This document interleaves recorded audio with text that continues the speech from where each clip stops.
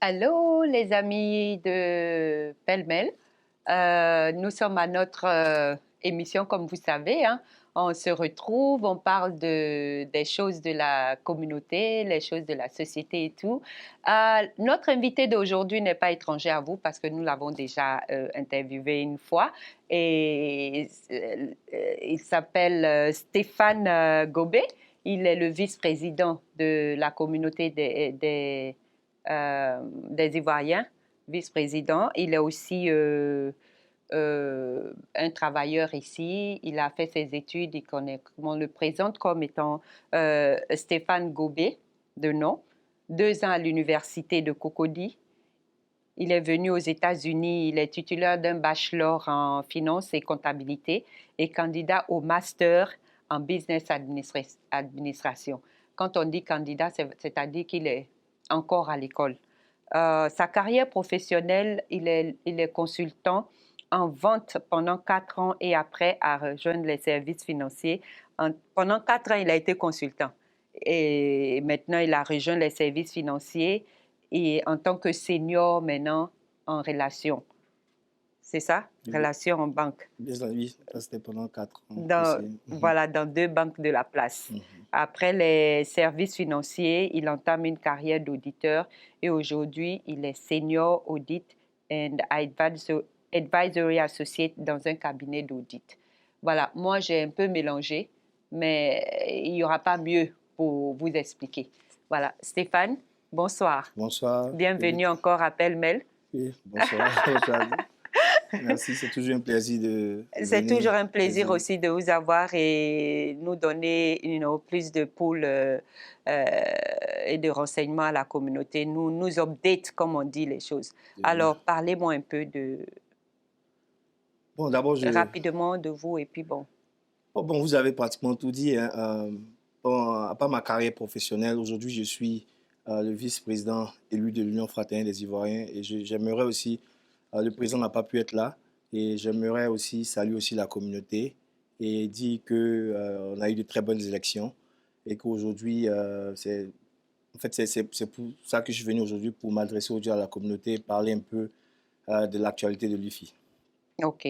Donc, vous allez parler de l'actualité. De l'UFI, oui. OK, parlons-en.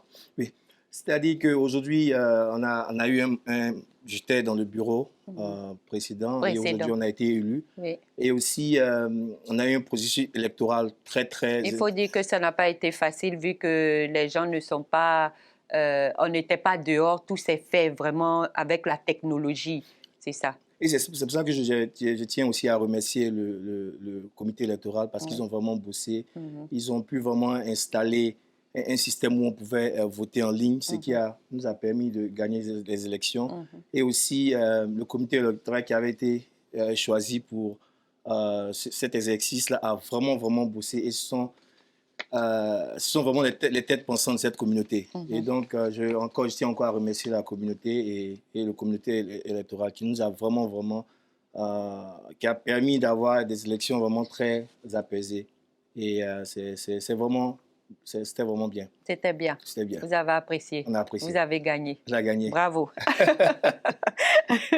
Alors, comment se porte l'UFI dans tout ça? L'UFI se porte super bien. On a un bureau en place. On attend juste l'investiture actuellement pour pouvoir officiellement prendre les arènes et commencer à travailler. Mais déjà, on a déjà beaucoup d'idées. On a notre pipeline qui est déjà clair. Donc aujourd'hui, le prochain mandat sera sur pratiquement 3 axes. Okay. C'est-à-dire aujourd'hui, le focus sera sur la cohésion sociale. Bien entendu. Et le social même, et l'autonomie financière de l'UFI. C'est sur ça qu'on va se concentrer sur les 2 ans à venir. OK. Est-ce que...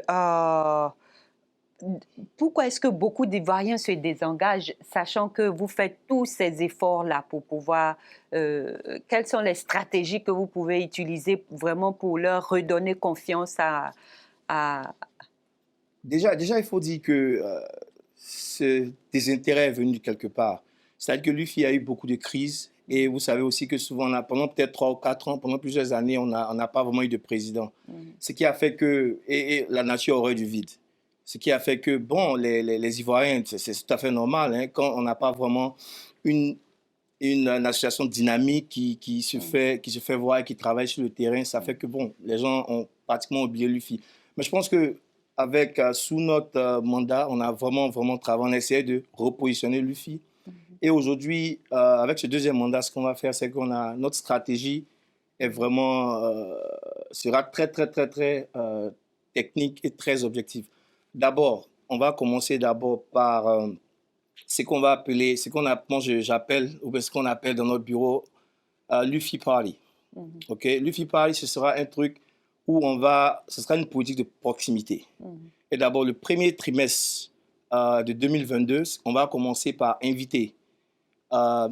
D'abord, on va commencer par les jeunes, ensuite les femmes, et troisième point, les senior citizens. Et ce seront des échanges comme ça où on va commencer déjà à pouvoir parler à ces communautés-là et pouvoir vraiment leur parler de l'UFI. Et l'un des axes aussi qu'on va vraiment toucher, et on avait parlé de l'autonomie financière, serait vraiment de lever des fonds. Et lever des fonds, c'est-à-dire qu'on va essayer aujourd'hui de mettre une stratégie en place où on va pouvoir avoir parce que les Ivoiriens ne payent pas généralement leur carte de membre. Carte de membre. Donc, d'abord, le premier trimestre sera vraiment pour redonner cette envie-là aux Ivoiriens de pouvoir payer leur carte pour qu'ils sachent en fait que l'UFI existe et qu'on est toujours sur le terrain. Et donc, après cette stratégie, après avoir fait toute cette mobilisation, parler de cette politique de proximité, et là maintenant nous allons essayer d'avoir le maximum de cartes de membres pour que les Ivoiriens puissent avoir le carte. Parce que ce qu'on a remarqué, c'est que... Et à combien s'élèvera le prix de membership? On va continuer dans l'ancienne dynamique, ce sera $50. Pour toute l'année? Pour toute l'année. Maintenant, cette fois-ci, ce qu'on va incorporer, ce sera ça sera la politique du social. C'est qu'on a remarqué que surtout pendant la pandémie, on a vraiment assisté beaucoup d'Ivoiriens. Et souvent, nous sommes dans un pays où ce n'est pas assez facile de pouvoir travailler, surtout quand on a des décès, par exemple en Afrique, de pouvoir avoir le cash nécessaire pour pouvoir gérer toutes ces dépenses, à ces dépenses-là. Donc, ce qui est là, c'est qu'il y a beaucoup d'associations qu'on appelle ici les infragroupes, qui ont ces genres d'associations où les gens ont des petites cotisations communautaires où les gens essaient d'aider les membres de leur association. Mais nous, on veut étendre ça aux Ivoiriens. Je signale que les infragroupes, c'est par exemple le groupe des BT, des Sénoufo, chaque groupe selon leur région. C'est ça, les infragroupes. Et ce qu'on va instaurer dans ce nouveau mandat, c'est qu'avec le social, on va essayer, pour tous ceux qui sont membres, à une assemblée générale, on sera un peu plus clair sur les détails, mais ce qui va se faire, c'est que tous ceux qui seront membres de l'UFI aujourd'hui, et ça va dépendre du nombre d'adhérents à cette nouvelle politique-là, ils pourront avoir un montant fixe. C'est-à-dire que si tu perds, par exemple, un parent, si tu perds une tante, quelque chose comme ça, on va revoir les textes, on va les incorporer là-dedans, où tout Ivoirien qui est membre de l'UFI aura un montant fixe. Ça peut être 2 000, ça peut être 3 000, ça peut être 4 000, ça va dépendre du nombre d'adhérents. Et ça, ce sera vraiment la politique sur le social. Est-ce que vous pensez par exemple à l'assurance? L'assurance, oui. Mais l'assurance, c'est un peu technique. Mais je pense que pour le moment, on va vraiment se focaliser sur le social d'abord. Je pense que c'est comme une assurance en quelque sorte. Mais c'est juste qu'on a besoin de plus d'adhérents parce qu'aujourd'hui, on va commencer d'abord par Maryland, DC, Virginie. Et après, on va essayer d'étendre ça parce qu'on est déjà en collaboration avec plusieurs présidents du Texas, New York, sur tout l'étendue du territoire. Donc, ce qu'on va faire, c'est qu'on va essayer, de régionaliser ça. Et pour tout Ivoirien, et plus on a les adhérents, plus on pourra augmenter le montant. Ça va dépendre de tout ça. OK. À quel niveau se trouve, je pense que tu as parlé de ça un peu, à quel niveau se trouve, la collaboration entre l'UFI et les autres associations, Oui, super bien. des autres États? Des autres États, super bien. Mmh. Dans le mandat, le président avait déjà commencé ça. Mmh.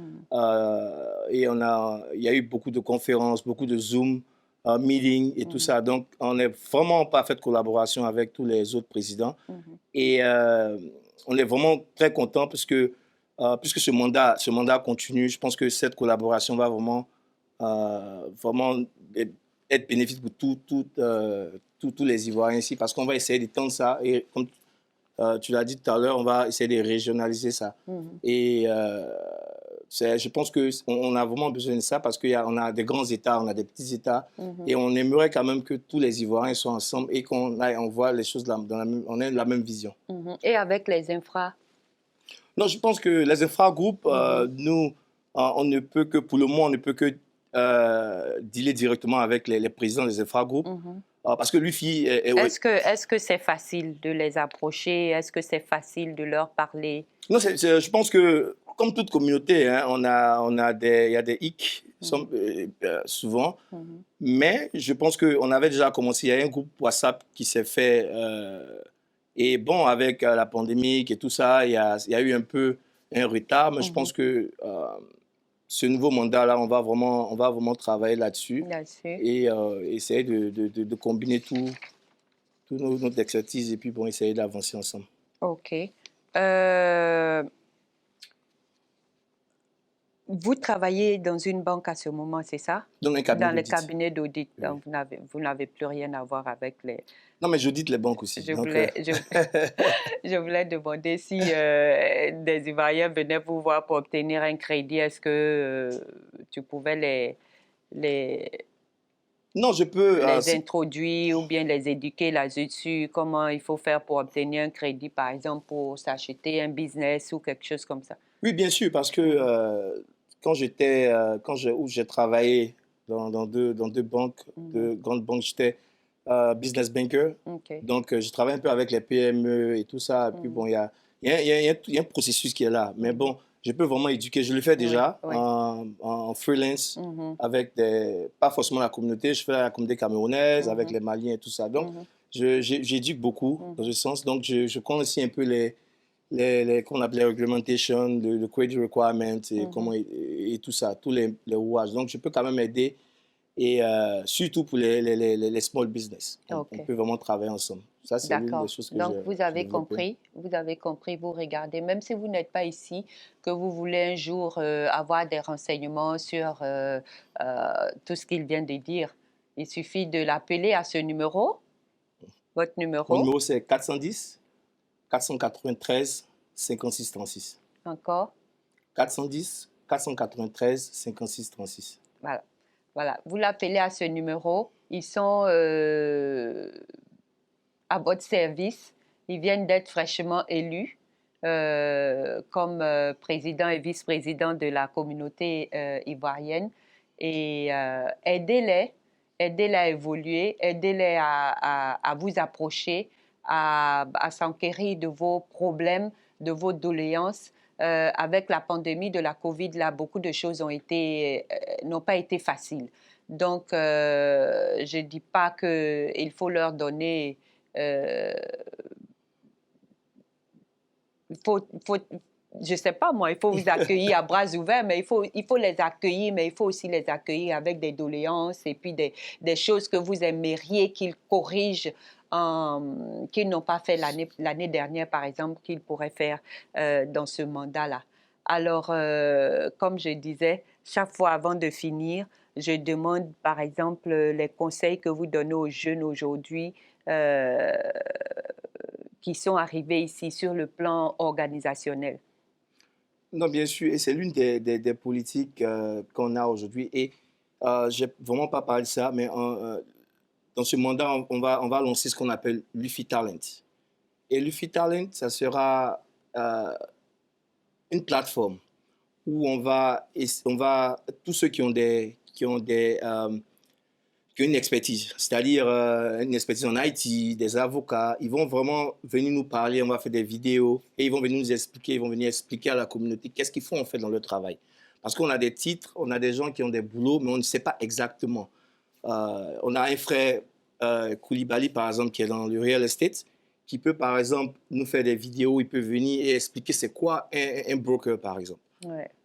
J'ai des amis, par exemple, il y a des gens de la communauté qui sont des économistes. Donc j'invite tous ceux qui ont un talent, qui veulent joindre notre Luffy, de nous contacter. Et on va vraiment, s'ils ont besoin d'une plateforme, Luffy est là pour vraiment aider. Et ça va donner aussi la chance à tous les nouveaux venus, tous nos frères qui sont en Afrique, qui souvent rêvent de certains jobs, mais ils ne savent pas vraiment qu'est-ce qu'on fait dans ce genre de job-là.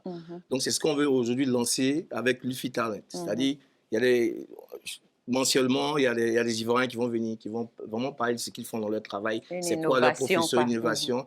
Et ça va permettre aux gens de comprendre c'est quoi ces carrières-là. Si c'est une carrière qu'il faut vraiment attaquer, si c'est une carrière qu'il faut vraiment commencer, si c'est quelque chose qu'on ne doit pas faire. Donc, on a toute cette plateforme-là. Bon, on n'a pas vraiment assez de temps aujourd'hui, mais je pense que rentrer en contact avec nous, avec le bureau de Luffy, j'ai déjà donné mon numéro et on est là, on est au service de la communauté, on est là pour vous. Et je suis le vice-président élu de Luffy. Le président Jean-Baptiste Nguetta n'a pas pu être là aujourd'hui, mais je pense qu'avec cette team, avec le nouveau bureau, Luffy est en marche. Je vous donne rendez-vous pour le prochain mandat. D'accord. Alors, Monsieur Gobé vient de vous dire qu'il vous donne rendez-vous pour le prochain mandat. Ça sera très excitant, ça sera beaucoup animé. Facilitons-leur la tâche, donnons-leur le goût de nous approcher, ne nous éloignons pas trop d'eux. N'attendons pas que ce soit, par exemple, pendant les funérailles qu'on leur fait appel. Faites-leur appel quand il y a aussi le bonheur quelque part. Voilà, et on ne va pas terminer sans faire notre blague. Est-ce qu'il y a une blague quelque part dans l'air qu'on a envie de rire un peu, n'est-ce pas? Moi, j'utilise vraiment les blagues de mon fils. Voilà, il prête les blagues de son fils. Oui, vraiment, quand on dure à l'étranger, là, on oublie l'humour africain. Pourtant, on en a beaucoup, hein? Voilà, bon, dis-nous quand même. On va voir si on va rire. La dernière fois, parce que mon fils, il apprend maintenant à compter. Donc, il me dit, Daddy, what is 10 plus 8? Et je lui dis, j'ai fait une erreur. Je dis, non, c'est 20. Il dit, non, you're not smart. That's 18. J'ai dit, mon petit, bon. You know that's smart, it's 18. Il a été rapide, quoi. You're not smart. Tu n'es pas très intelligent. Non. C'est 18. Il a quel âge? Il a 5 ans. Voilà. 5 ans déjà, qui corrige son papa et qui lui dit, tu n'es pas intelligent. 10 plus 8, ça ne fait pas 20, ça fait 18.